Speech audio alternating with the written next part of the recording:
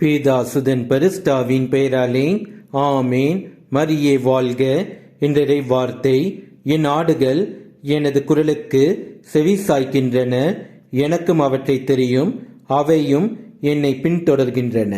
My sheep listen to my voice, I know them and they follow me. யோவான் நற்செய்தி அதிகாரம் 10 வசனம் 27.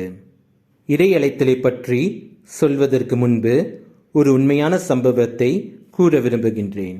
ஒரு வயதானவர் இறந்துவிட்டார். அவருக்கு குழந்தைகள் இல்லை. அவருடைய மனைவி 20 வருடங்களுக்கு முன்பு இறந்துவிட்டார். அவருடைய மனைவியின் கல்லறையில் அடக்கம் செய்வதற்காக தோண்டும் பொழுது அவர்கள் குடும்பத்தினர் பார்க்கின்றனர். அவருடைய மனைவியின் உடலில் அந்த புடவை அழியாமல் இருப்பதை பார்த்தவுடன் ஆச்சரியப்பட்டு அந்த வயதானவரையும் அதே கல்லறையில் அடக்கம் செய்கின்றனர். அந்த வயதானவர் தன்னுடைய இளமை பருவத்தில் தீய பழக்கத்துடன் வாழ்ந்து வந்தவர்.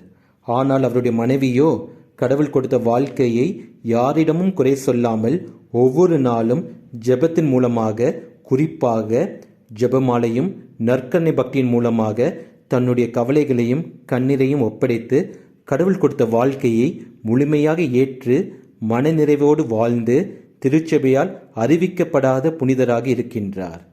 இவ்வாறு வாழ்வதுதான் உண்மையான இறை அழைத்தல். ஒவ்வொரு மனிதரும் கடவுள் இயேசு கிறிஸ்து அழைத்த வாழ்வை முழுமையாக, சந்தோஷமாக, மனநிறைவோடு ஏற்றுக்கொண்டு வாழ்ந்தால் அதுதான் உண்மையான இறை அழைத்தல். இயேசுவுக்கே புகழ். மரியே வாழ்க. ஆமேன். யோசேப்பை போல் நான் ஒழுங்கில்லையே, நோவாவை போல் நீதிமானும் இல்லையே, ஆபிரகாமை போல் விசுவாசி இல்லையே, தானியேலை போல் உம்மை வேண்டவில்லையே, நானாக வந்திருக்கிறேன்,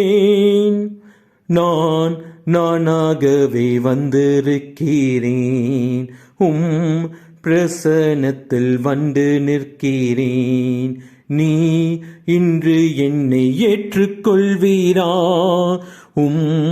ராஜ்யத்தில் சேர்த்துக் கொள்வீரா?